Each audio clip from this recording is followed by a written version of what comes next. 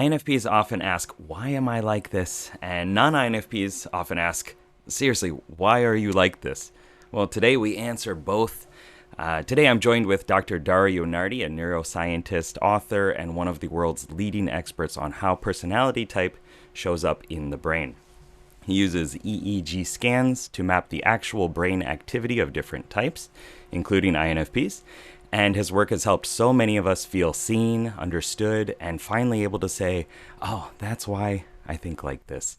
So, welcome. I'm super excited to have you here, Dr. Dario Nardi. Yeah, thank you for having me. Konnichiwa. Konnichiwa. And Okaeri. Welcome konnichiwa back. ね。はい、ね、ね。Yeah, みんな元気でしょうか? Yeah. Yeah, it's really great to be back on. The neuroscience research continues. A long time ago, it was just 65 people. And then I think by the time the Magic Diamond came around a few years ago, we had about Wow. 650. And now we're around 1,000 people. So it's, including yours truly.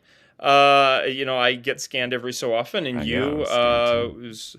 I think very fondly of the trip to Japan. Yes, and it was the tatami mat is like weirdly really It is. comfortable. It's strange. Um, Yeah. yeah, yes, yeah. But yeah, the brain. And I should preface all of this by saying that we're not just the brain; we're the whole nervous system that runs through the whole body, and even if we're just sticking to like neuroscience stuff. It really the system is all over, but we're going to focus on the brain today. Awesome. Yeah, Yeah, thank you. I'm curious, do you know, yeah. like offhand roughly, how many INFPs have been scanned? I imagine there's quite a lot of us that are interested in it. I got the comment yesterday, like these kind of videos are my Um, favorite, where we actually get into personality type and the brain. Yeah. yes. Yeah, yeah. So I can tell you when I did like the last round of sort of research analysis, we had what was it? I think there was around 25 people. So like 25 times 16, and it's 400 and something. And INFP is not the most represented type. Of course, it's the Mm. ENFPs. Um, but it was pretty equal in terms of men and women, and also the analytic holistic styles, like those four Hmm. different subtypes, are also pretty equal. Interesting. And the representation, I'm sure now we at least have 35 people, and that's just, specifically That's INFP. And cool. and I do, and those are the people that are just pretty verified. Mm. So now we tend to get more people who like don't even know type, or the perennial, like I'm not sure if I'm INFP or Mm. INFJ. Um, and but it may 25 may or 35 may not sound like a lot, but is actually a lot of Hmm. different brains. Yeah. Cool. Thank you. Yeah. All Yeah. right. So, yeah, we have a list of things that we plan to talk about today. All sorts of different ways that the INFP brain is working and how the cognitive functions are working, and different things that we can do to utilize that information. So, how we can get into flow or stay in flow or with creativity. We have a lot of different topics to talk about. And as always, I'm going to let you do most of the Yes. talking, and you can kind of lead me through. Um, but yeah. Yeah, yeah. So I think yeah. Let's start with something like pretty simple and straightforward, and that's just the Mhm. forehead. The sort of most people have heard of, say, left brain, right brain. I mean, and there is some, that has some validity to it, but it's just what do we call the executive regions of the brain, like right in front, right here, left prefrontal cortex, right prefrontal cortex. We also have like a little polar region that's like connecting stuff in the middle, because we have two Mhm. hemispheres, and then there's like connections between them. And it is so cool and so clear when people say you ask them to make a decision among options, or like look through something to sort of focus and find a mistake, or explain why they made the decision that they did. And so it's the left prefrontal cortex, our goal focus Mhm. CEO, I sort of like to say, that is what gets active. Um, And then we have, that's the left, the goal focus, and then on the right is the open-ended CEO. So this will get more active when people are brainstorming, when they're engaged in a process with beginning, middle, and end. When they're not focusing, or they're not shutting something out, and not maybe particularly concerned by errors or something like that. In fact, even some reflecting on negative things, for example, sort of being comfortable with that, because not judging that they're negative. And for those of you, probably most of you are familiar with type, right away the left prefrontal goal focus sounds like some kind of judging, deciding, and that's where, whether you are a thinking type or a feeling type, that's when it gets active, is where that's manifesting. And then over here, open-ended, it's the sensing or intuiting that is our way of going through life and gathering information, engaging things in an open-ended way. So for INFPs, there is this goal-focused feeling, introverted feeling, and then this open-ended extroverted intuiting. I would say, though, and this is probably one of the big things that came up early on, is people would come in, especially in the type community, they knew their type, INFP, they see that their goal focus function is more developed and more active, more wired to other parts of the brain, and they're like, oh, I didn't think I was a left brain person. I thought I was a right brain person. And I'm like, well, first of all, these are just executive regions. And second of all, INFP is a dominant judging type, like in the theory. It's like the introverted feeling is the most important thing at the end of the day. And the reason you feel maybe that you're not good at making decisions is you don't like to be pressed to make quick decisions that are unconsidered. And I go back to this example of he was ISFP, but still same idea. And he spent 3 years deciding, 2 or 3 years deciding whether or not to be a vegetarian. Because he's like, I know I want to be able to know I'm making the Yeah. right decision, and that once I make it, I can stick to it. And I'm like, why don't you just like do a little bit of research? I mean, from my point of view, my type, and then, like try it out for a week and like see how Yeah. it goes. But that was not. So it's more that there is this more introverted, slower decision making process that's more considered and wanting to have more confidence with that, and that's yeah. Even though it's a decision making side of the brain and a goal focus side, and INFPs are like, oh, but I don't know. There's so many things I want to do, but if you ask me what are my goals, it Yeah. sounds so hard. Um, but you do have goals. They just have a different word. It's called Ideal. ideals, Yeah. Yes. quest, Yes. Yes. values.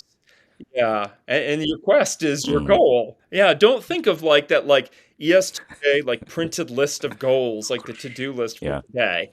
That's not the only meaning of the word Mm. goal. Yeah, so that's just like that very basic piece about the brain, I think, can just give us permission and understand like people tend to be, we use both Mhm. sides and they're interconnected. We want to know that our favorite functions are like walking hand in hand. They're Mm. dancing together.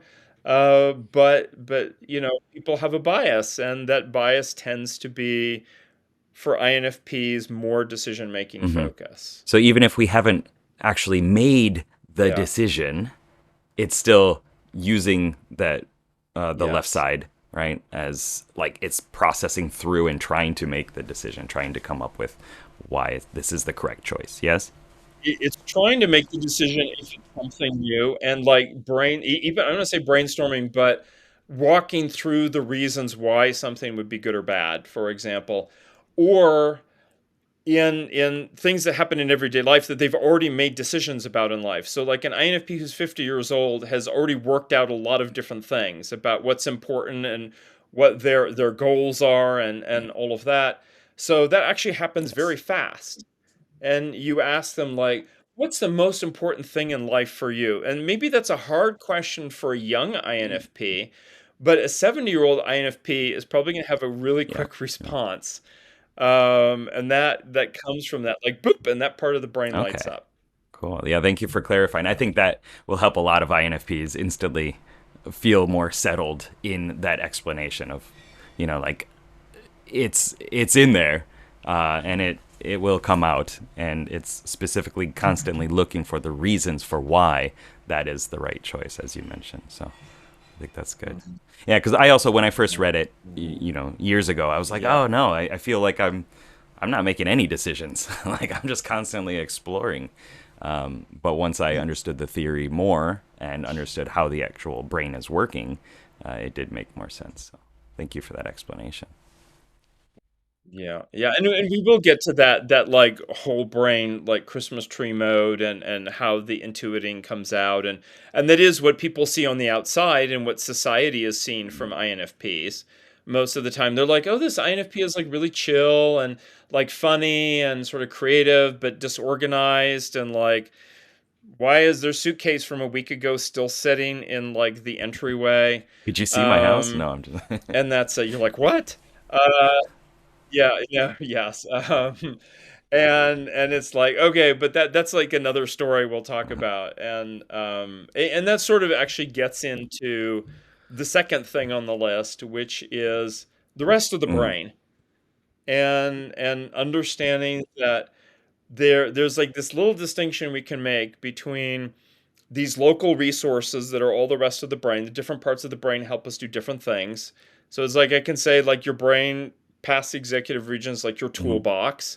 And we develop different tools based on our career and, like, upbringing and all of that. Um, for example, in Japan, people, and I have seen this, like, O2 region, so that the right Mhm. visual region more connected than the left, because first of all, you have all of these kanji, like, so it's like very visual language, and then it's a more introverted society that relies upon, like, subtle social cues that you have to be paying Yeah. attention to. And so there is that. And then we have all these resources, like the part of the brain for hearing voice tone, melody, intention. It's an auditory region, and there's another auditory region which is about listening to the actual word Mhm. selections. And, like, oh, you use this word over that word, or, like, this word means this thing. Or, like, the technical stuff about music, like which note is that or which Mhm. pitch is that. And I mention that in particular because INFPs tend to have very good auditory skills, better than their feeling judging Mhm. counterparts. But listening is one of those things that's passive. Like, a person can't look at you and just know, oh, like, you're doing this kind of listening or that kind of listening. I mean, unless, that's their profession. Maybe you, like, doing coaching and stuff, you're like, yeah, I know how much they're listening or not. But it's like one of those, it's like vision. It's like a person could be looking ahead and we don't really know what it is that they're putting Mhm. importance on, just by looking. And it's the same with the auditory stuff. It's not movement. We don't have anything to, like, gauge or Mhm. see, but is a really important part, is an important resource for INFPs. Not the only one, but I just find Mhm. consistently. And then so there's all these local resources that let us move, let us use language, visual spatial skills, being in touch with our body signals, even things like, where does my body end and the rest of the world Mhm. begin? Like those, like, very basic things. And then there are these global patterns. It's like the holistic, like, what is the whole brain doing? If we just had to come up with a word or phrase to say at this moment, what is this global Mhm. pattern? And that's where the interesting stuff comes in, that I think we can talk a lot, because those individual resources, I think, depend a bit, some on type, sure, like the listening skills, but also there's a bit that's just Mhm. career and upbringing and circumstance. Like, some INFPs are actually decent at sports, but that started early on, and maybe that actually runs in Mhm. their family. Some of them are exceptional at music, or art, or whatever it is. And so those are individual resources, but the global patterns tend to be like, okay, yeah, this is Mhm. INFP. The kind of, not that there's no global, like, INFP pattern, but when we look at feeling and intuiting and even sensing, we see that each of those functions has, like, its favorite global Okay. patterns. So could you get like Yeah. a whiff of if this person is, an INFP based off just looking at like that global pattern then? So you could kind of say maybe, I would kind Yeah. of do some more digging to see if this fits. Yeah. Okay. Yeah, yeah. So I was really lucky in the first 5 or 6 years that of the research where I had a lab with students, and we would meet every Saturday for 10 weeks, and like every student had time to sit down for like 2 hours and do like an extended session and do like some improvised stuff and whatever. Now we follow like this very like set, Yeah. which like 35-minute protocol plus or minus Mhm. 5 minutes. And the protocol often doesn't give time for those different like holistic states to come out, but I know from the early research that they're there. And one way to know is INFPs can really go into this listening mode. And I remember this one example, and it's been a few years since I've mentioned it, but folks might have heard of it before. And it's so I got an INFP together, a student in the lab, and his fraternity mate who was Okay. ESTJ. And I'm like, well, let's pick some kind of contentious topic that you guys haven't actually discussed before. That you like, maybe you have a strong opinion or whatever it is, and they talk for like 10 seconds and they're like, no, we know what it is. Our topic is gun Uh, control. And we have opposite points of view on it. And the INFP was like, "Ooh, really?" He's like, "I'm really excited." I mean, he didn't say that, but he was excited because he said, "We've never actually had this uh, conversation yet. Like, we haven't had this yet. So, like, let's have this conversation." And it was so remarkable. They sit down with each other, and the INFP, I'm looking at his brain, and all of a sudden, every region of the brain, whether he's talking, whether he's listening, the talking meaning like the INFP is asking mhm. a question or like briefly explaining something, but he just stays in this very relaxed, like lots of delta waves, but the brain is also very active. Like the volume is way Mm. turned up. So it's like the way I describe it is like you're listening to easy listening music, but at maximum volume. Okay. And what it means is when it shows up, yeah, is that the person is doing something that is open-ended, sort of improvised, but they're an expert Mm. at it. And it was listening through all of this, and the INFP was, and he made a point of saying like, I'm going to keep a very open mind as if we've never even brought up the topic in any way before. He's like, I'm just going to listen. And he may now normally that flow state for listening or any flow state might last anywhere from like 3 seconds to maybe a minute or two. Um, he was in this listening mode for 10 minutes and it did not break Uh, once. Like, is like super powered listening. And then there was this moment as it started to break apart after the mhm. 10 minutes. And he basically, I mean, whatever his words were, he's like, I'm done listening Yeah. now. Like, I've made my judgment in light of everything that Mm. you've said. Um, so I think that FI types, so that means like INFPs, um, are really good at active listening so long as they have not already made a hard decision about either that Yep. person as like credible to listen to, or the topic is like, yeah, I haven't really given this a lot yet. Like, let me listen. And so I think that's one global pattern. And as I looked to some other types that are next door, like ENFP, or maybe opposite type like Mm. ESTJ, they also have a listening mode, but it's much shorter time period and it's much more narrow Mm. context. And it really seemed to be related to like where was it in their like function Yeah. stack. And that was, I'm like, wow. And for anybody who's thinking, oh, my INFP, or someone who's INFP, but person could also be ISFP. ISFPs do active listening, but they engage in a cycle where they listen in this mode, just like the INFP. Then they take a little action, like get up and do something, like physically, literally get up and do something. Then they like stop and like go back to active Mm. listening again, and then they move again. And it's like 10 times they'll do it in 10 minutes. But INFP is like the master of sitting to do Mm. active listening I love it. when they have decided to Yeah. listen. Yeah. That's awesome. Yeah. I love that. One thing that I often, when I'm talking to other INFPs, we often talk about relationships and, how to talk to people and things like that. And I always say, like, you have a superpower with curiosity. Like if you just go to this conversation, be like, what Mm. is interesting about this person, about this idea? Even if you're talking about the weather, there's some way that you can Mhm. connect it up into it being interesting, and that comes from curiosity, and then you can just like fully immerse yourself in that. And that I think is really a superpower, and it's something that maybe not everybody sees and Yeah. appreciates, but it is something that I do believe that us INFPs do Mhm. really well. And if we lean into it, I think a lot of good comes out of it, and it helps with relationships too. So. Yeah. Yeah, yeah. Needless to say, for that INFP, his internally decided value, which he had set to the side Mm. deliberately, was not changed by what the ESTJ said. So that doesn't mean that the INFP is going to be like just roll over and be like, oh yes, I agree with you Yeah. and whatever.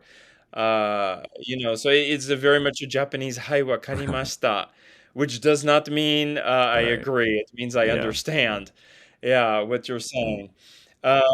And I loved how you mentioned this idea of like bringing in that curiosity, because we might think of curiosity as like the intuiting side, and it is sort of the intuiting side, but it really actually takes the listening. It's like getting into the Mm. swimming pool. And like, are you going to get into the swimming pool and be curious about what it's like to be Mm. swimming, and be open to that? That said, there is this also intuiting mode that INFPs can do, maybe not as much as their extroverted counterparts. The Christmas tree mode, which is like a really strange and sort of inefficient mode, but it's a really great way to do brainstorming. And as you mentioned, like, oh, I'm taking this in and I'm trying to connect it. Yeah. And I think that's where this Christmas tree mode comes in. Because extroverted intuiting, I mean, what basically the intuiting that the INFP shows the world isn't just about coming up with lots of random Mm. ideas. It's also the way of thinking through things in order to make Hmm. connections and like see like, oh, what actually are the connecting points, the relationships between things. And so the Christmas tree mode is this really weird mode where the whole brain gets really active, but every region is still like doing its own thing in its own way. So it doesn't look like a classic like state of flow at all. In fact, it looks like some kind of like party of misfits. And every region is like there's gamma waves and maximum activity Mm. over here, and this region over here is also maximum active, but they're like alpha waves instead. And I'm looking at it, I'm like, what's going on with this person? The brain is really active and everybody is doing their Mm. own thing, but it's cool because the whole brain is Mm. engaged.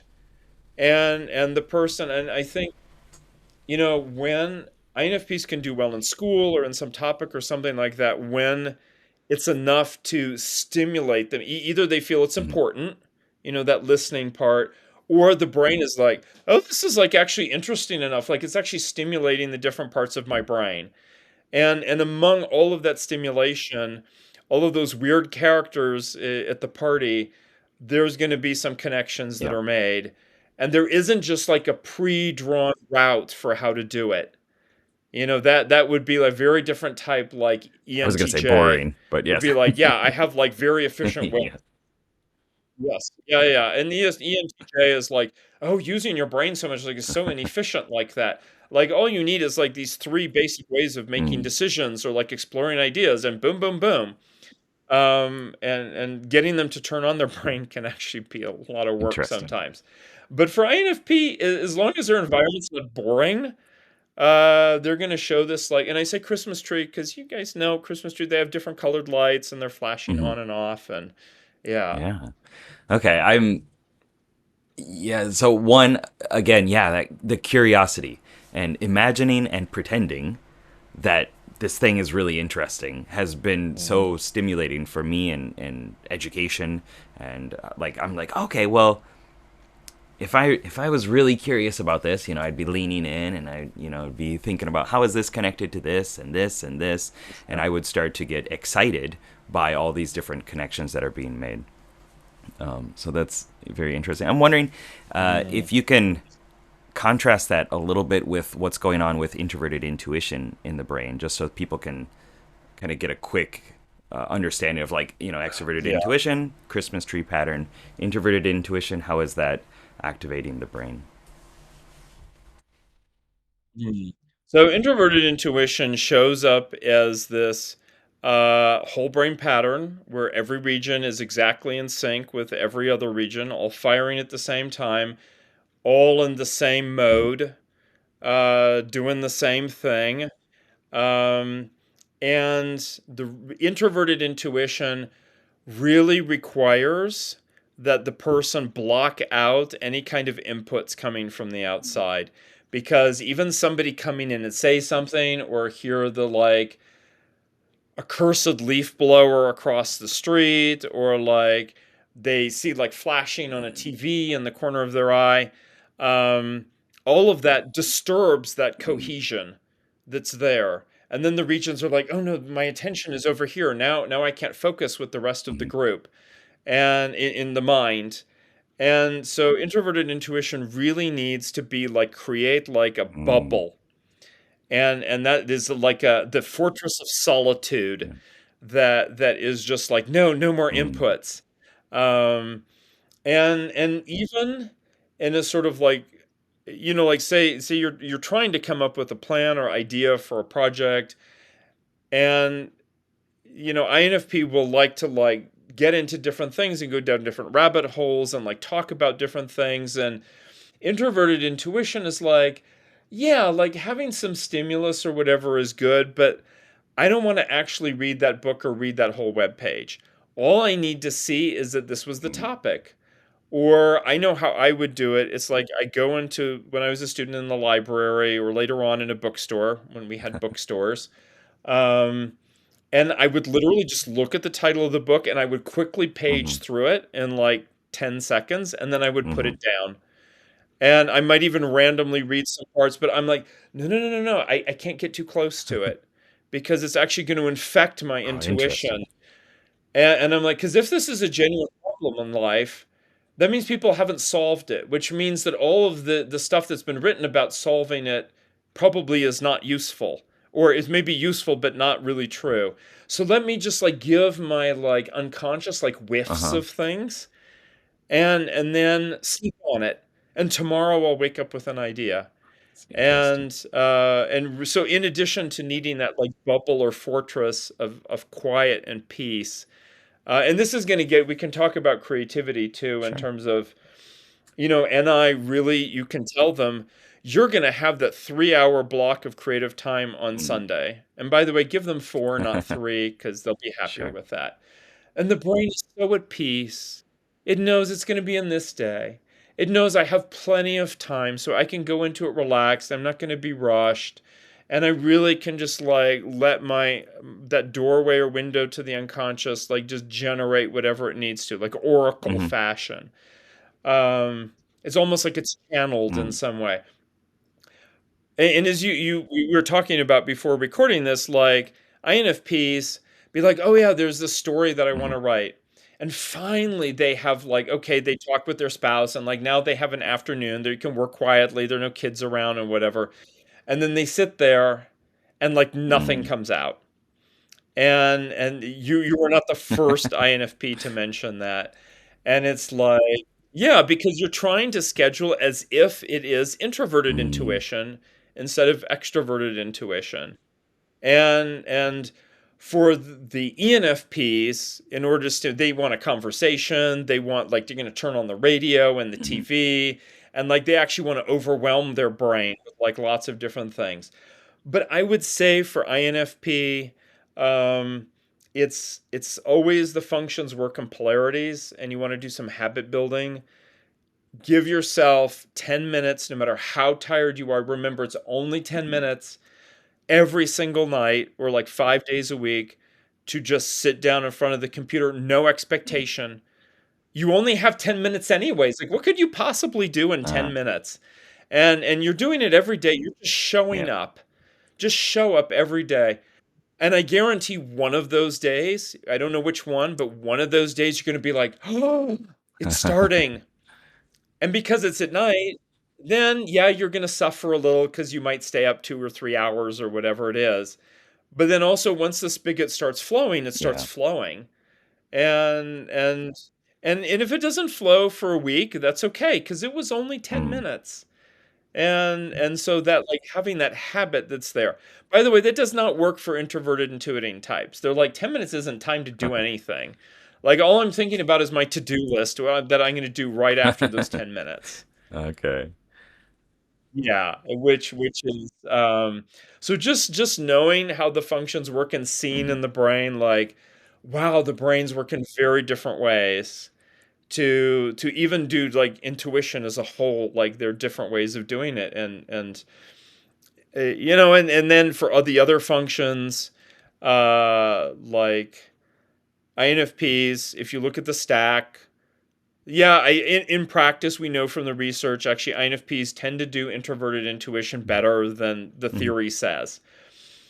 But they also do introverted sensing, and that's that habit building stuff. And I'm like, y'all can do it. Like, you just need some good resources and guidance about like putting you onto the on ramp of a good Yeah. habit. And that shows up in the brain as a global pattern. I mean, I saw this with like, I think the first seven ISTJs and this exercise about reviewing the past all showed the identical same pattern, all seven Okay. ISTJs. And it was just like, oh, pick a moment from your childhood that's like a fairly pleasant moment experience and just like go inside and review that in as much detail as Mm. possible.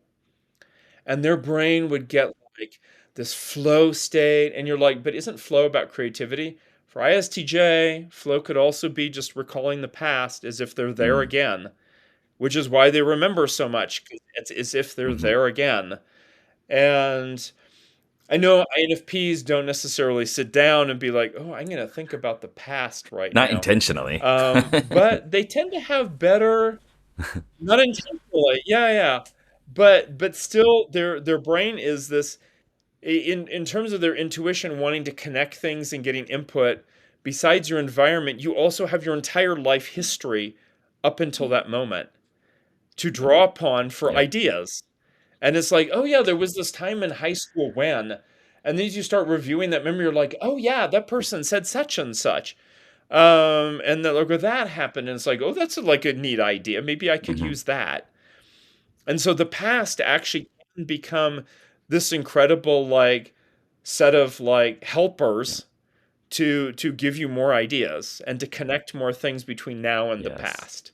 And then the potential of what if of the Yes, future. yes. That's one of the big reasons why I always say like get yourself into different contexts, capture so many different novel experiences or put yourself in a weird situation so that you have this larger reservoir of SI introverted sensing experiences that you can pull from and that you can say, okay, I've kind of been through something like this before, maybe not exactly the same, but it was kind of like it, and so now I know more of what to expect and what I can do to problem solve using NE and to get Mm. through it. Um, yeah, okay. I think, yeah, a lot of times my own Yeah, personal introverted yeah. sensing past experiences are like tinged with failure or bad things that have happened. And I've had to do work around like, okay, what did I learn from it? What was the lesson within this? And how can I take that and implement it into now or into the future? As opposed to a pleasant recalling Mhm. of what happened with sensory details. But I mean, that's not because I had like a bad life or anything. It's just, I think, how my brain has chosen to use introverted sensing or past experiences. I mean, it turns out that humans learn. They can learn incredibly well through failure, and they generally don't learn through Mm. success. And this is actually a known feature of the brain. There's even a part of the brain, FCZ, which we don't normally monitor, but it's there. There's some research by other people on it. Um, that when we get negative feedback that we like selected the wrong answer to a question or whatever, that part of the brain gets active after about 200 milliseconds. And depending on how it responds, it's the little signal that says, are we going in with a growth Mm. mindset responding to this? Or are we responding with a fixed mindset? And first of all, the failure needs to happen. And then if we have that open, like growth mindset, then we have the opportunity to discover something Hmm. new. And then I saw this thing on Instagram, which I thought was like a little bit disheartening, but I get it. Um, they're like, why is it that everything in life is paradoxical? Like, you have to suffer before you get the benefit. So, like, you have to suffer at the gym and like work out and all of that before you actually get the benefit of the better cardio or the muscles. Why is it that you need to have your heart broken before you can appreciate a deeper level of love in the next relationship? Why is it that you need to get problems wrong in, say, like math or science as you're learning that in order to actually understand like the bigger concept that you didn't see at the Mm. beginning? And it's like, why are we just cursed as humans? You always have to have something bad happen and failure. And I feel that there's a very like the paradox of the bad and the good is very I think so INFP, too. I Yeah. think. Yeah, my own like yeah, yeah. And it's like, yeah, that's the way life is. I would prefer sometimes to have like the easy road. I think all of us would like that. It's like, yeah, for a couple of years, can we just coast on Mm. easy? Like enjoy the rewards of like our prior Yeah. suffering. Um, but the psyche doesn't seem to be built that way. So Well, if you understand it what can and be you know that done? that's the way it Yeah. works, then you can lean into that. I was talking to somebody in a coaching session recently Yeah. about the hero's journey. And once you got this comfort zone and then the need, and you cross the threshold, and then you're in the struggles and the trials and tribulations and all the learning sections, right? And that's where you meet your allies, you make some more enemies, you gain some skills, you fail a bunch of times. And if you know that that is right before that big confrontation with the big bad evil genius or whatever the problem is, then you can take some solace in knowing like, okay, it sucks right now, but I'm just still learning some lesson. There's some lesson in here that I haven't gotten, some sort of information, some action that I'm not good enough at yet. And once I get better at that, then it'll be okay, and I can move on. So that's been a very Yeah. helpful mindset for me Mm, as I thrust everything into the hero's journey. But yeah. Yeah. So it's no, I mean that's good. It's like it's narratives are a very powerful and motivating way to think about things, and our brains are so generally good at that.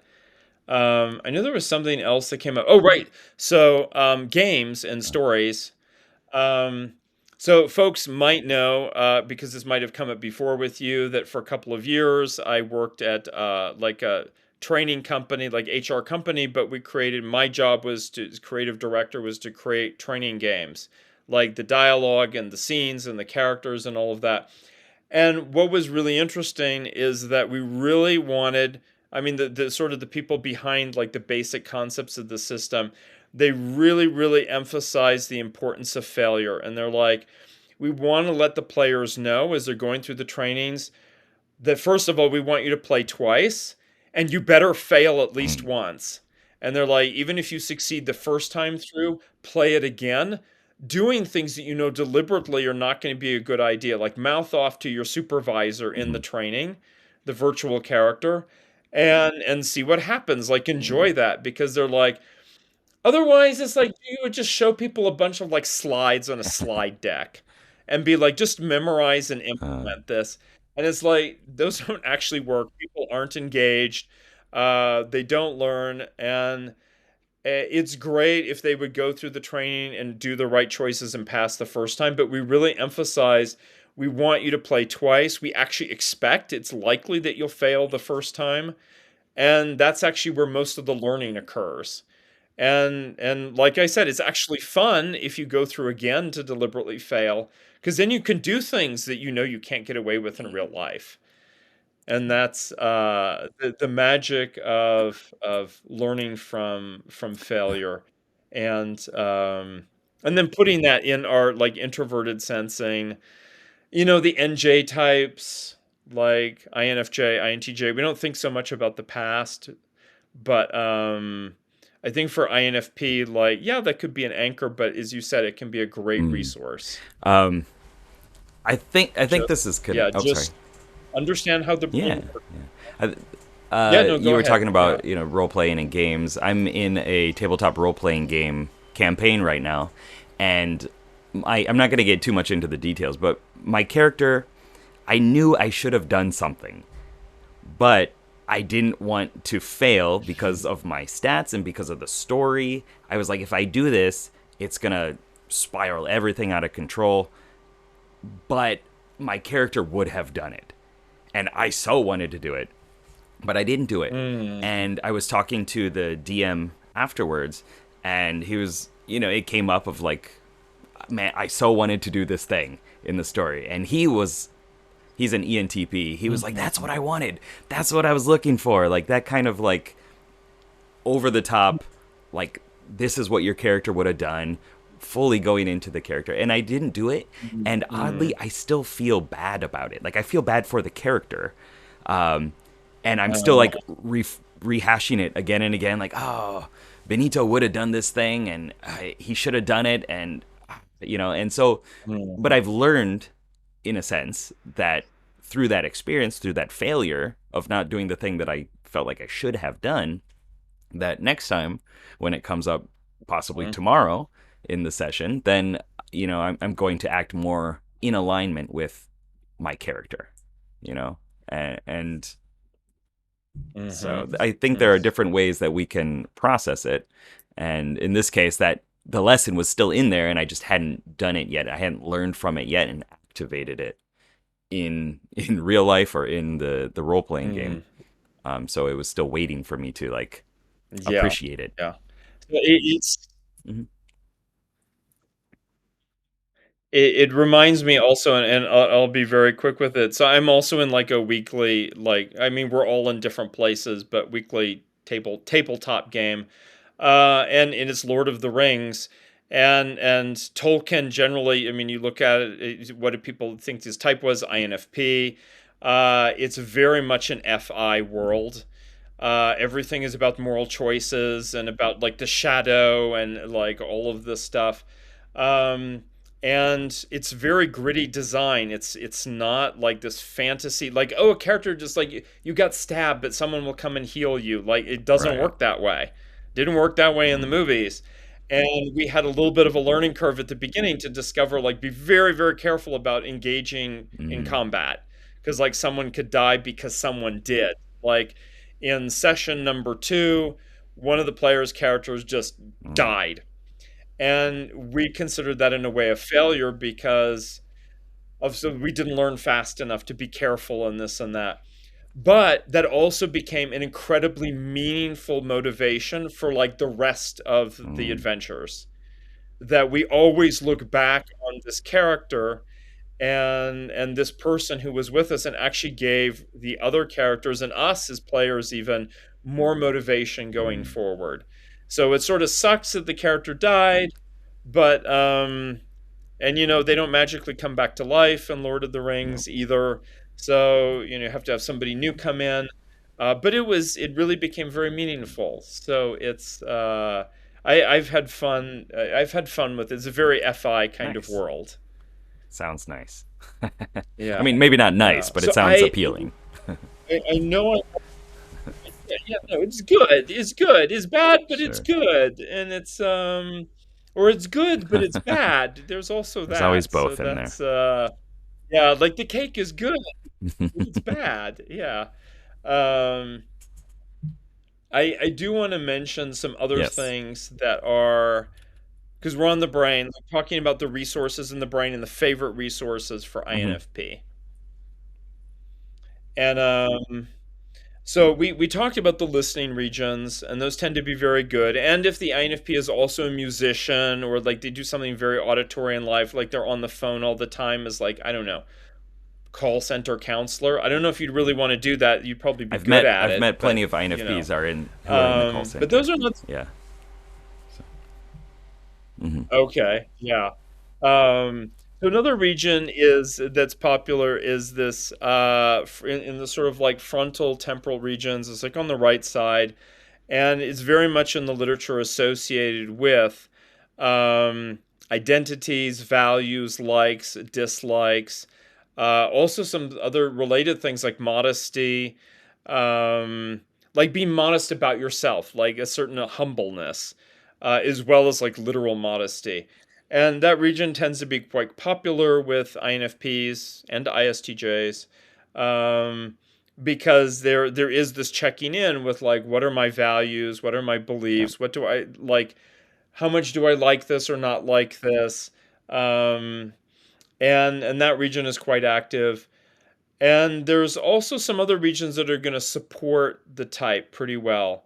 One of them is attending, so this is like the right hemisphere visual region, body language, aesthetics, art, beauty, choreography, just paying attention to the visual world in a sort of abstract aesthetic kind of way. And even body language is something you're not like standing there. You might pick it apart and be like, well, the person's like this or they're like this.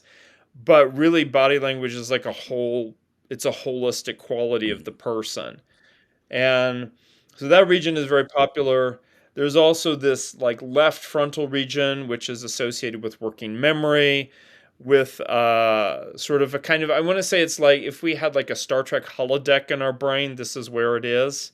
There's some imagining that's going on, rapport building with people, the use of language, that's a social use of language as part of rapport building, and like analogies, making analogies. And all of these things are things that can really feed into the INFP's Yeah. needs to be good at who they are, like to be able to well express who they are. There's a region here, I guess it's around in here, which is more like the connections between the left and right hemispheres, but in the front part of the brain, which research associates with hypothesis testing, inference making, sort of like, well, there's some pieces of data here, like what would probably fit here in this little blank Mhm. spot? Like, what is it going to look like? Here's my hypothesis. Um, what if there was, something there? Like, what would it be? Um, so abstract use of language also. So we have like very concrete use of language, which is like, like when we're reading something, you have to interpret it literally. You go to court, and I've seen this, for example, and you're a witness to, say, like a car accident, and you're asked, like, well, what did you see? And the person's like, well, this car crashed into that car. And they're like, how did you know that? Like, what Yeah. exactly? And the person was like, well, I didn't actually see it, I Yeah. heard it. And you're like, oh, so you're just assuming that this happened. Um, so that's like more literal, like we just speak and interpret things exactly as they are. Or I like to say the example, my son is a baby. The literal interpretation is that like your male child is Hmm. an infant. And then there's the abstract interpretation, which could be like my adult Right. son is acting Right. like a baby. And that's right. So INFP is more this other abstract use of language and concepts and metaphors and categories of things, like broadly speaking. Um, and then this region in the back is actually all intuiting types, NI, NE, doesn't matter what kind of intuiting type, is about visual patterns, and noticing those visual patterns in a holistic way, like seeing a symbol and what does the symbol mean, or just looking at a skyline and like appreciating the skyline, not just aesthetically, but what does this say about modern Mm. life when we look at the skyline? Our timeline of our lives is also like it's a kind of visual pattern. It's Hmm. a line, as you know from neurolinguistic Yeah. programming, like your timeline. You travel your timeline.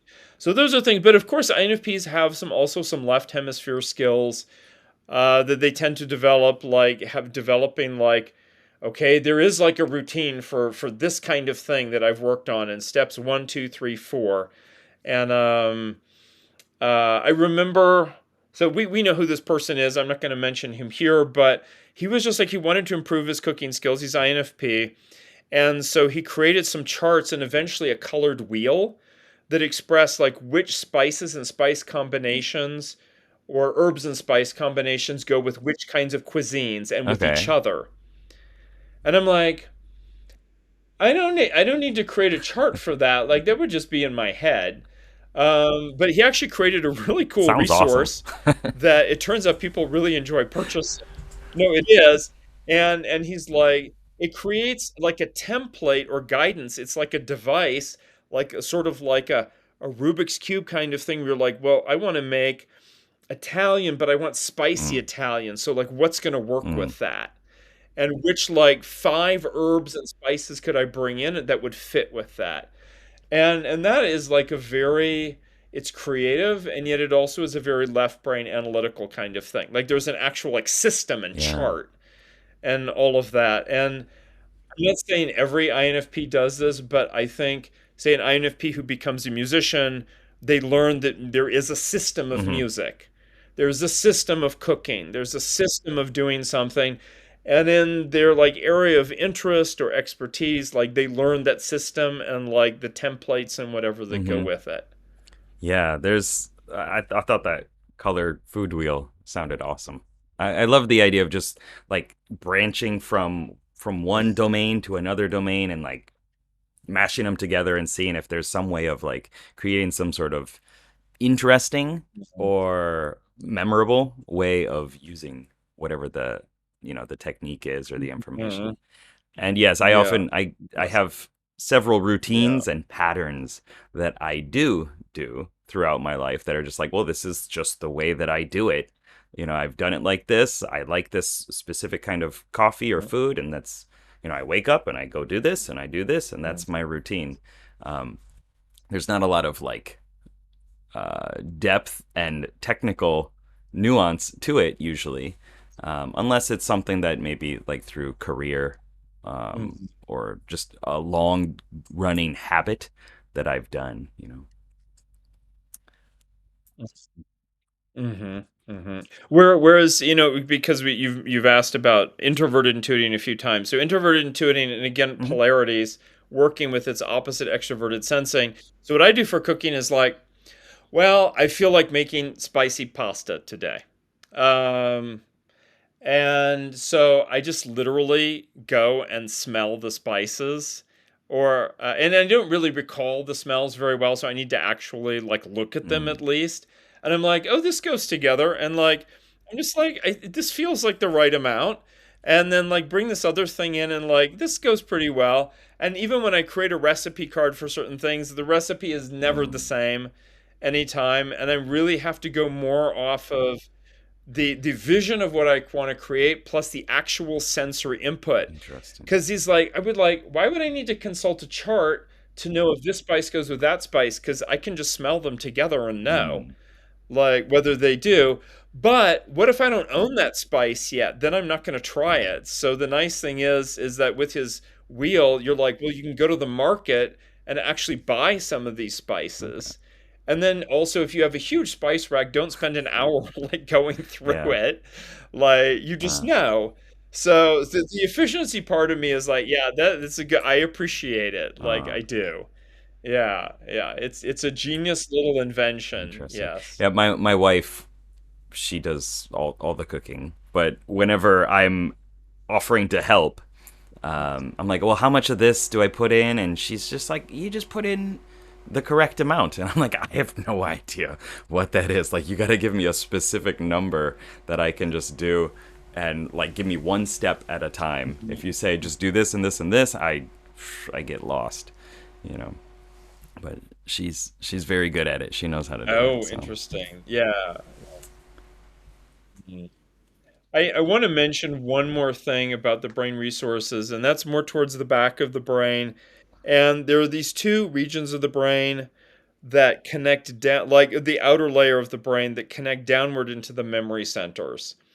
And when INFPs so this is a pattern that shows up a lot with just IN types, whatever INFP, INFJ, INTP, INTJ. And you might think, well, but isn't memory introverted sensing? And I'm like, no, no, no. It's about contemplation.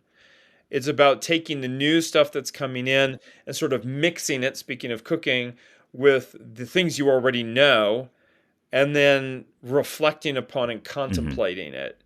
And IN types, I think, do a lot of contemplation.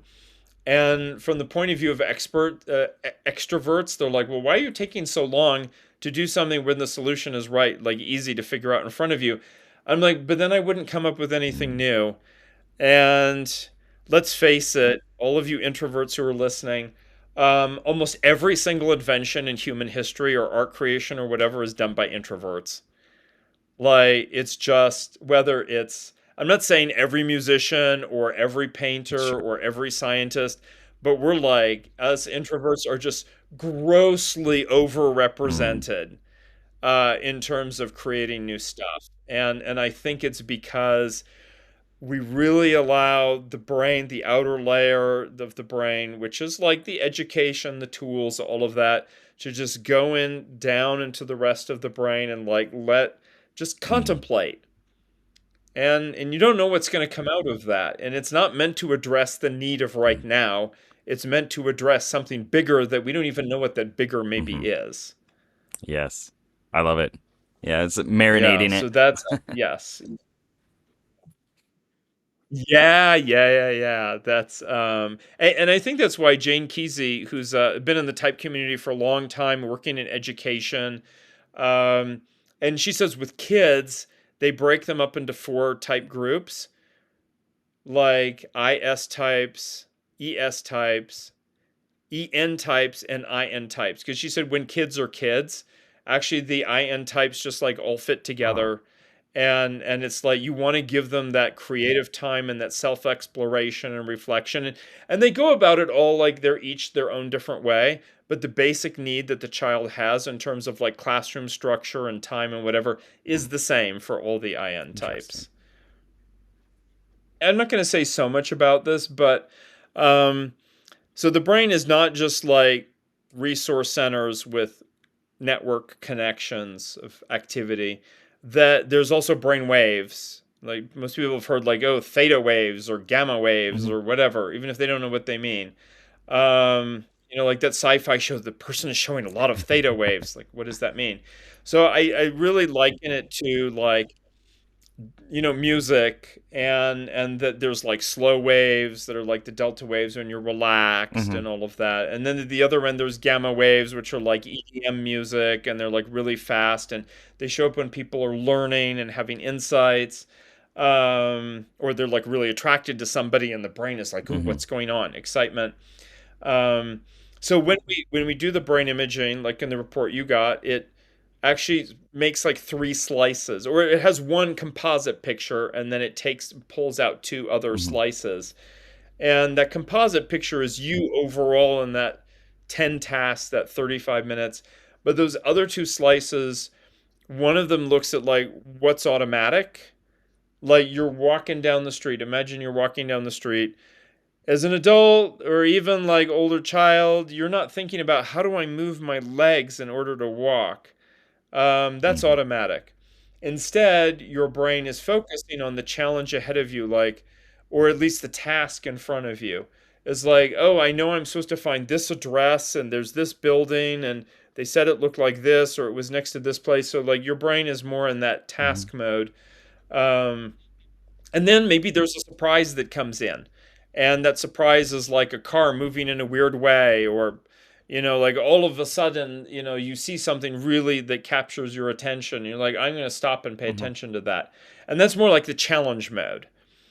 And so we have this range from like the stuff that's automatic, that's just the usual kind of task, and then the challenge mode. Like a fire hydrant explodes. Like what do I do with that? Which by the way, on the news there was a recent thing in Tokyo with all the Mm. flooding and exploding what are those, like, the worker like little metal plates that they have, like just exploding, and then the whole street Oh, explodes jeez. actually. Um that looked quite exciting. Yeah, nobody hurt though, they That's good. said, but it was quite exciting. So we'd have those slices, and I think we might wonder like how did those slices show up Mm. differently for different types, or what does it mean? And most of us have a similar background in any kind of developed country. We go to school for 10 years, 12 years, 15 years, whatever it is. There's certain ways of behaving. And even though there are cultural nuances, like a convenience store is a convenience store, you know about cashiers and selecting Mm. items. And so there's this way of interacting with the world, and that becomes our automatic mode. And most people have a pretty similar Hmm. automatic mode. And then in the challenge mode, there is this like how when I'm learning, when I'm pushing myself, when I want a reward, when I'm afraid of failure, I'm getting an insight, I'm attracted to Hmm. someone, then the brain really steps it up and acts in a very different way. And how it acts then is when we're most engaged, when we have this dopamine. And many times the challenge mode doesn't look like the other slices of the brain or other modes that we can be in. And I think it's really helpful for everybody, regardless of type. But particularly for I think for INFPs, because INFP is a type that's often like, oh, there's so many options like for like an academic major or Hmm. whatever it is. It's like, how do I pick? And I'm like, well, go back to your dopamine. Or when we're doing coaching, when we have the brain imaging results, look at these parts of the brain and these skills and these tasks that got your brain to be really like Hmm. excited and sort of like looking for a reward and all of that. So this is it's not there's no like I'm not going to say like all INFPs like this particular kind of reward, but it really does help to give some thought, I think, particularly for INFPs, to what actually gets your heart racing, like what actually gets your brain really Hmm. interested, that what like actually gets you out from sitting to do Hmm. something. And that is then indicative of that challenge mode. And like those are the things that you want to be doing in everyday life. Doesn't mean your career has to revolve around it, but like find Hmm. those things. And especially the body sends so many signals that it's like the body is like, I love this. And INFPs are like, what was my body doing? Um, That's great. and so that's whereas like ISFP is like very aware of like what their body was doing and what interests and motivates them, and that's why they're very Hmm. action oriented. But yeah, look for that challenge mode. What not just keeps you busy, but like what Hmm. excites you. Okay. Um, Yeah, and I don't mean by excite just generate more ideas. I mean like what gets you mhm. moving. Um, I wonder if this is related. If it's not, then I'm sorry, I'm not really sure. But um, one thing that I Hmm. often recommend for other INFPs is to like for example, zoom out to your future, and look back and see, were you satisfied? Were you happy with the actions that you took or didn't take? As well as intentionally playing with towards and away from motivations.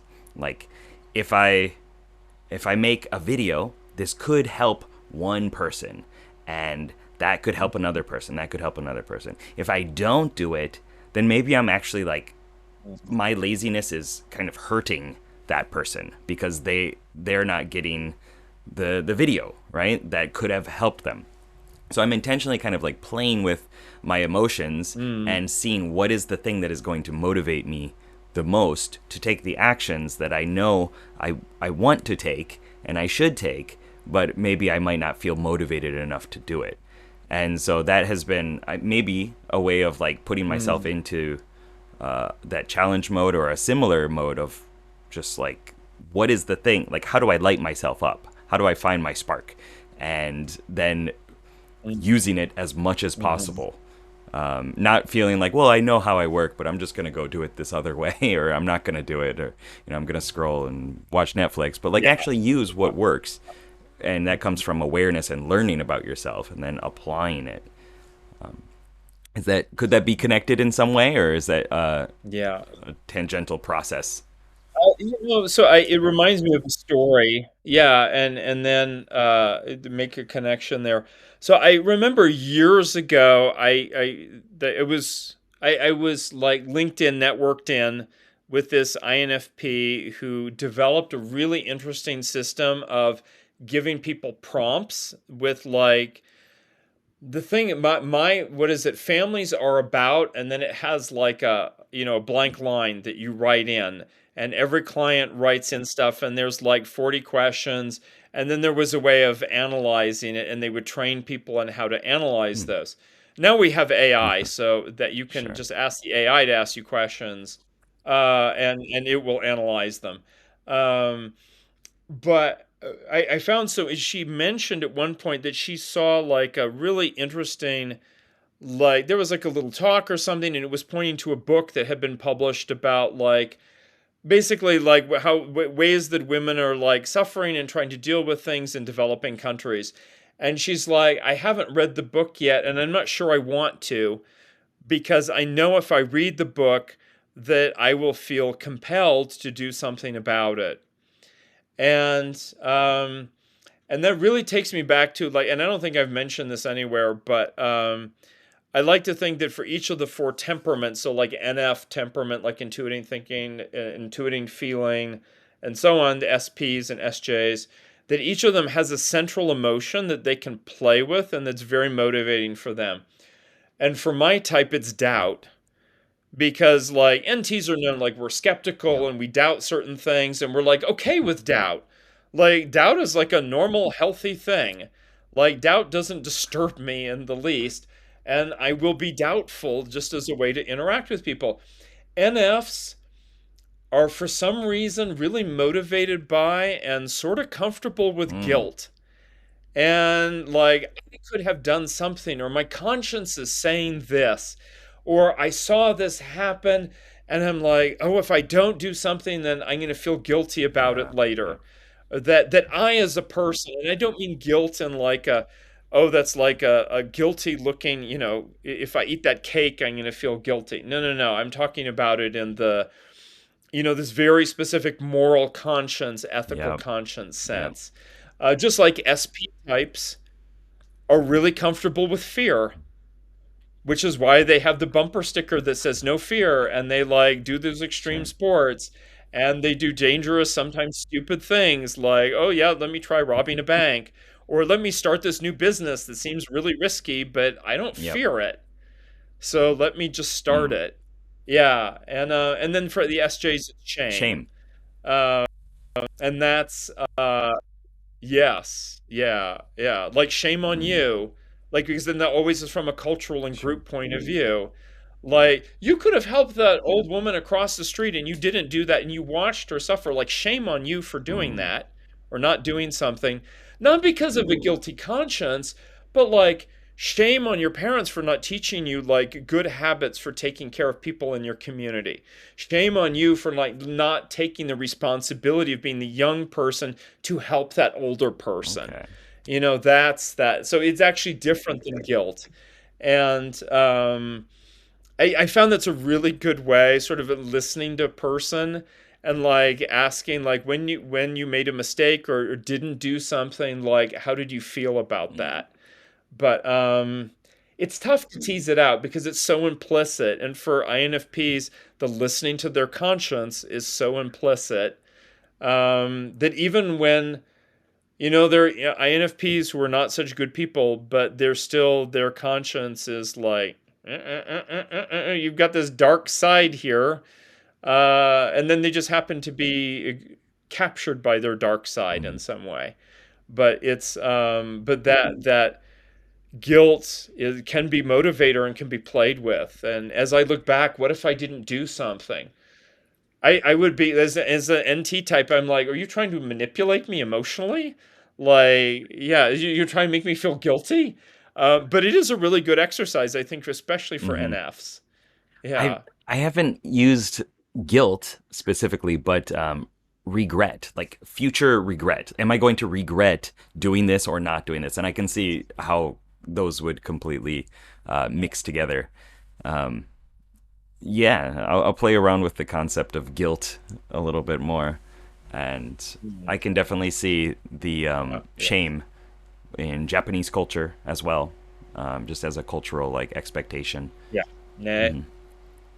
Cool. Yeah, that's very interesting. Yeah. Yeah. And it's and regret is a great word. Yeah, because regret is like a more neutral word that could apply in a lot of Mm. situations. Yeah. And you don't have to feel person doesn't need to feel guilty about feeling regret. But they might feel guilty about feeling guilty. Yeah, probably. So that's yeah, it's like what is the meta emotion associated Mm. with it? Yeah. Interesting. I Yeah. wonder maybe Let's something to see. think about There's too. like Sorry, if there was yeah. like a Mhm. positive emotion as well, like a an opposite one, like I don't know, like regret and curiosity would be like the positive motivator, for example. Mm, Um, mm, Not that I'm expecting you to mm, answer it right mm, now, but I'm just like, that's where my mind went of like, well, if we can use both of them, then we can mm, pull us towards our goals and push us away from the things that we don't want and achieve more of our goals. mhm. Yeah, yeah. I actually really love what you just said, and I have thought about it over many years. And I liked how you said like curiosity is like an antidote or opposite of regret. Now, most people, when you say like opposite emotions, they're going to think of like pain and pleasure or pride and shame or something like that. And I'm like, but those aren't out. They're like dictionary definition opposite, but they're not Mm, alchemically opposite. They're not therapeutically opposite. Like if a person is feeling depressed, underneath maybe there's a sense of hopelessness, and the opposite of hopelessness is not mm, hope. You just can't magically give her, here's a plate of mm, hope. What they need is the rediscovery of joy. And the moment of rediscovering joy is what erases the mhm. hopelessness. And even though in the dictionary those are not even like remotely opposite of each other, but I think alchemically they are. And as you like, that's a great other example. Like curiosity is an antidote to what would otherwise you'd be like, oh, but how does that go from Mm. that? And it's really, it's very nice. I think there's a lot of emotions that are like that. Like the opposite of shame is not pride, it's actually earning Oh. respect. And that's and so each of those is a rediscovery of joy or like engaging your curiosity or earning respect. Those are processes which are antidotes to like a Hmm. static feeling or like a loop of a feeling that's like a little black Yeah, hole. that's so fascinating. I'm gonna definitely explore that one. Like after this call, I'm probably just gonna start writing and be like, "Oh, how's it Yes. like this and this and this?" Maybe make a color wheel about different emotions that are Yeah. actual opposites, alchemical opposites. Yeah, yeah. Yeah. And I think now, and this came into something else that we were sort of prepping about is like helping in that creative flow and to actually get stuff done or like implementing an idea or exploring it further. And I've heard from a lot of NP types, ENTP, INFP, whatever, they love using AI in order to explore quickly and sift through Hmm. ideas. And it's almost like it's a feedback partner that is perfectly comfortable like with whatever they do and talk about and then can actually make connections because its whole architecture is about making connections between different domains. I mean, when you use like Hmm. smart prompts, um, and I think that having those, you had mentioned like, okay, like what helps with the INFP creativity, or maybe they're just stuck in their life somewhere. It's like, well, give yourself a prompt or like a question. But now we can just go to AI and like, I'm feeling stuck in life and I'm this type, and maybe give a few more like demographic pieces and be like, can you just ask me a few questions to like help me think about Yep. this better? And then as and be free form and just type a paragraph or a word. And then after you do that for 10 minutes, you're like, okay, AI, like what connections are you noticing? Like what pattern am I Hmm. showing? And you'd be like, act as a psychologist or whatever it is, a coach, and it's gonna come back and it's gonna give you stuff. And what like I really think for NP types, I mean actually I think for a lot of people, but it's just AI is so comfortable with the NP way of doing Mm. things that it can be like a great aid is what I mean. Like it's a great aid for extroverted Yeah, intuiting. definitely. Randomized prompts, uh, like generator tables of verbs and nouns, or some sort of thing to just help me think differently has always been very helpful. There's a prompt that I use that I got from a writing program called Ship 30 for 30, and it's he calls it the his name's Nicholas Cole. He calls it the tequila test. And so basically what it is, like most people, if you're like, well, how do I start my morning right? Well, they like wake up and, go for a stretch or walk, read some books, get some information in, and like Mhm. maybe drink some coffee.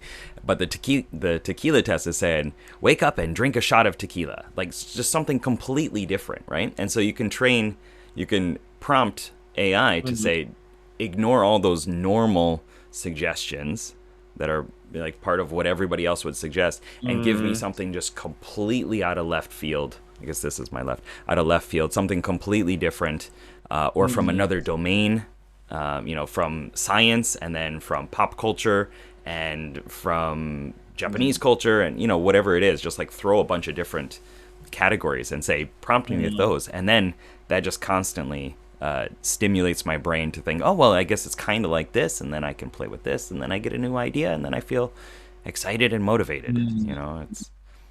But if I didn't understand how my brain worked, then Yeah, I wouldn't do that. yeah. And I think no, no, no, no. And I think some of it is that extroverted intuiting likes inputs and prompts and for the ENFP or ENTP, they don't mind having, in fact, like the TV is on and the radio is on and a friend is coming in and they're generating ideas and they're the people who are going to go to the really noisy coffee shop in order to work, which would not work for me. For INFP and INTP, like they benefit from inputs, but it like can't be so extreme. Mm-hmm. And so it's just having the AI is the feeling of like there's another person sitting with me Yep. that's like a little companion. And it's the same as like having a workmate, and that workmate is hopefully not going to get you too off track, and is just there as someone to ping Yeah. off of. Whereas I know when I asked ChatGPT to reflect on how I use it, or have been using it over the year and a half or 2 years now, I don't even know how long it's been, 2 years. Um, it told me like, oh, like I'm very task Mm. oriented. Like there's just a whole bunch of things I use for problem solving, and I just think of it as a tool. I don't think of it as like a discourse Mm. companion. And or like occasionally I generate ideas, but they're always for something like I need like three ideas about such and such, and then I already know going in I'm only going to pick one of the Yep. three, and then I say develop it further. Like it's always very goal focused, like that introverted intuiting. Like I already know what I Yeah. want. You're just going to help me get it there Could faster. that also be extroverted thinking of like, this is my task. Let's Oh just yeah, like yeah, help me get there more efficiently yeah. and faster. Yeah. Yeah, yeah. In fact, in the office I was in at the time, the first three people to adopt ChatGPT for like daily use were me, INTJ, my teammate, ISTJ, and then someone in the finance department that we met at lunch and stuff, an ESTJ. Okay. The TJ types, all three of us were immediately like, this is a most excellent little Santa's Mm-hmm. helper, elf to like get stuff Mm-hmm. done. And no, TE loves like, oh yeah, the thing that would take hours takes minutes. And that's just like that's magical. Yeah. Yeah, there's definitely many different ways of using it. We've talked about it within the Evolve community as well. Of like, do you talk to AI as a person, and you're kind of like creating this kind of relationship with the AI, or do you use it more like task focused? Mm, And this is what I want. You're like the conductor of the orchestra, right? And you're saying this is my task, this is my goal. Help me get yeah. there faster. And there's definitely plenty of benefit from both sides. So I think it's really interesting. Mm-hmm. Yeah. Yeah. Cool. Is there anything else you want to talk about?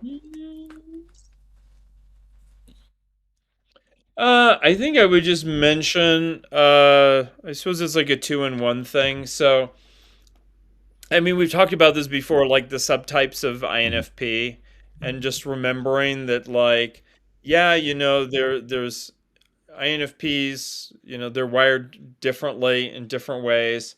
Um, and we can also just step back and like look at their individual functions, like their intuiting and their feeling, not just like is it introverted or extroverted intuiting or whatever, but is it more like a yin or yang version of intuiting or Mm-hmm. feeling?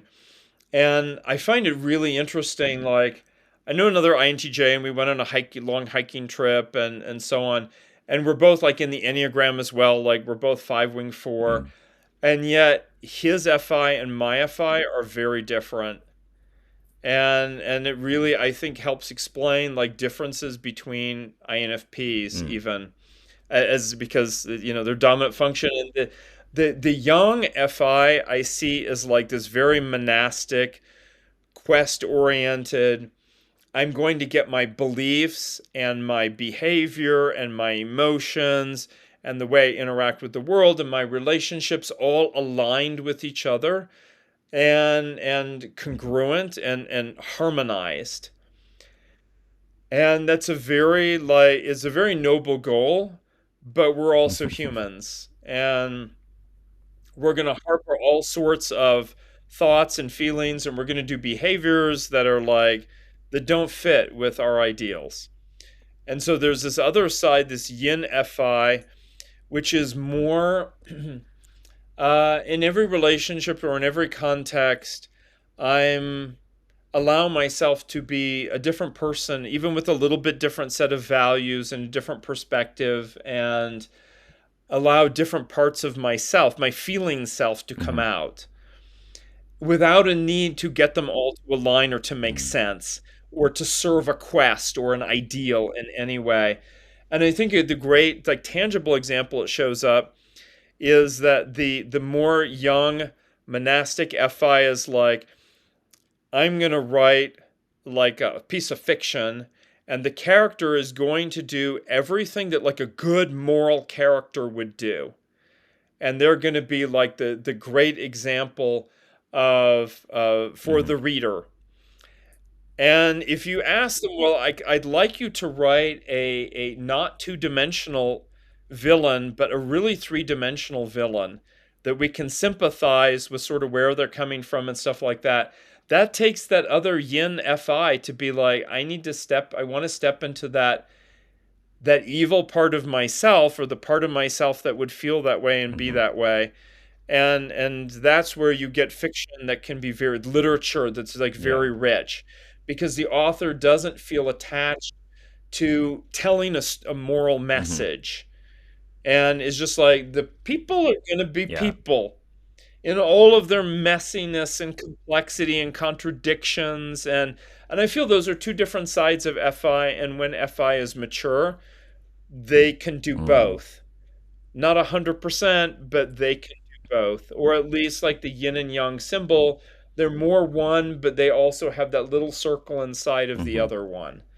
And I feel that that's a very important distinction to make when people see like the totally like politically active or like super business motivated or whatever INFP, and then there's the INFP that's just like floating through life. Mhm. And it's not just like the one floating through life, oh, she needs a quest, we're going to like help her figure out her quest. But it also, she might just be more yin Mm. fi, and her capacity to express all these different sides, no matter how light or dark or gray or colored or whatever, like, where does that find and how does that find expression? And often it's just living a quiet life of a lot of intense different Mm. feelings. Mhm. I love both of those descriptions. um, and I do, Yeah. Right, yeah. right. Yeah, And yeah. I can see aspects of both of those within me, and I can see which one I've leaned into more, the young, like more questy version now. And what I was thinking is like, if the person, whatever their type is, has the awareness that this is working for me, like I like my life, I like the direction that it's going, then that's awesome, you know. If it's not, then maybe there are Yeah. some lessons that we could learn from the other sides, or all the other types in general, as to like, well, how could I shift my approach to Yeah. not get rid of my style, but to supplement it with different Mm. actions or different mindsets or behaviors that would help me. And I think having that awareness of like I could be uh, yin style and kind of more like listening to all my parts and we're doing our own thing, or Mhm. I could have the kind of ringleader, the quest master up in the front and saying this is the direction that we should all go. And there's definitely I can see an extreme benefit of both of those. It needs to be Mhm. done at the right time, and for the right Yeah, purpose. yeah. I'd like to sort of like end on INFP by sort of running with Hmm. that and talking about like something that really is relevant for all human beings, but I think like right away like jumps off of what you said about INFP. Um, that in my research with the EEG technology focuses on the outer layer of the brain. There's like three layers, main layers of the brain, Hmm. and that's great. That's where like all of our learned behaviors and like quintessential human skills and all of that are. But there's also the midbrain, the limbic system, and the limbic system has all of the stuff in it that's like very deeply imprinted. So it's not the subtle Hmm. emotions, it's like the gross strong emotions. It's the part of the brain, yeah, where there's memory that resides, but also the stuff that's very deeply ingrained parts of us, is like the Hmm. what were the cultural imprinting, the family imprinting, it's a lineage, like all of those things that we just pick up and like soak up in the first 2 years of life, and certainly more broadly maybe than just in childhood. It also reflect Hmm. genetics, for example. And uh, what happens when, and this is the question, is like, what happens when the executive part of the brain, the introverted feeling is like, this is the ideal, this is the quest, like this, everything makes sense of like why I should do this. And that's the outer layer of the brain. And then the limbic system is like, but that's not me. Oh. And that is like a deep part of the brain, and it really, that sets up this really intense conflict. And then the person sort of covers over because every smart part of the brain is telling them you need to do this. um, and then this deep part of imprinted part of the brain, which you're not, I mean, we don't know any way to change the limbic system. Like what you get is what you get right now. And so be very careful about those first few years of life when raising kids, or and that's where Freudianism in a way comes from. Like, well, yeah, what were those formative years?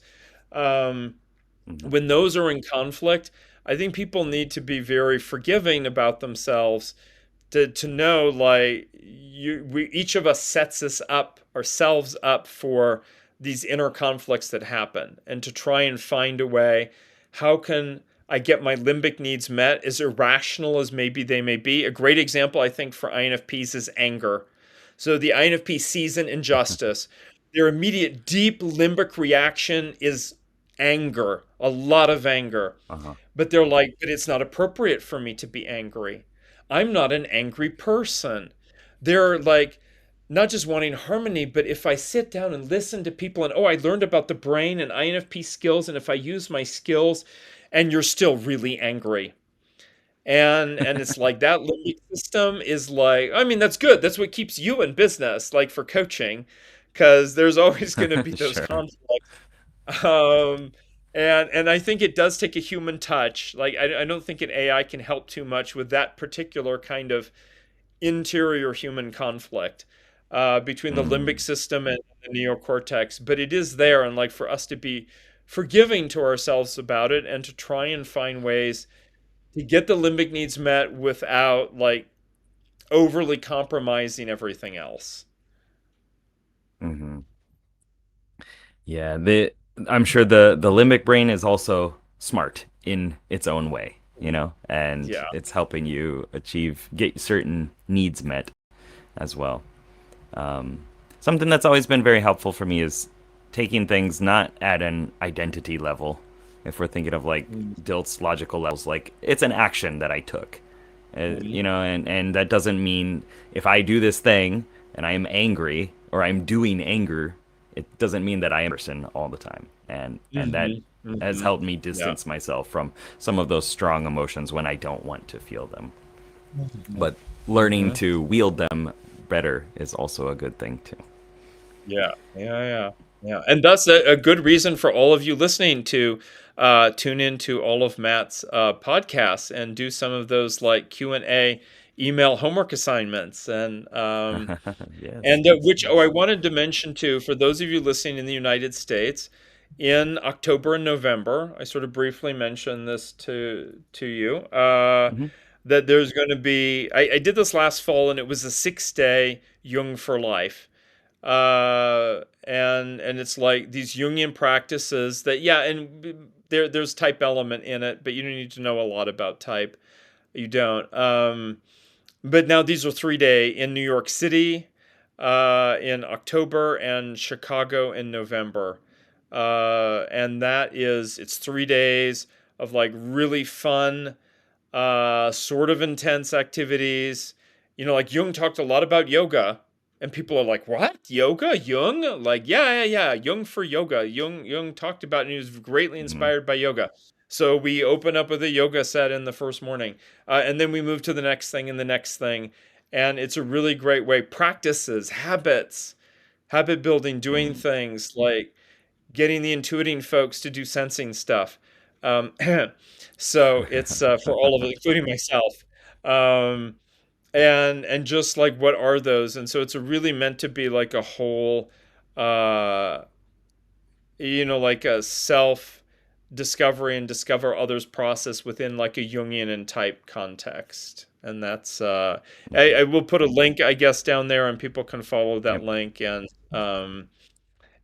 I could even put, yeah, right now there's a discount for people coming from certain groups. You also have a group. So I think for Yeah. those listening Okay. here, right, just check off the little box that says that you are you're a fan or follower of Matt, and we will help you out with that. Awesome. Thank you. Yeah, I was gonna ask after if there was some way of doing something for a discount. That's awesome. I so wish that I could be there, but I cannot. If you ever come to Yeah, Tokyo for it, then I'll be yeah, there. ね、But ね、未来にね、東京で、いや、いつかまあ、で、お願いし今ます。ちょっと難しいと Um, 思うけど、いや、surely, yes, that has mhm, helped me yeah, distance myself. It was yes. enthralling the entire time. So thank you very much for explaining how our brains work and what we can do to leverage that information and live happier, better lives through personality type and understanding our brains.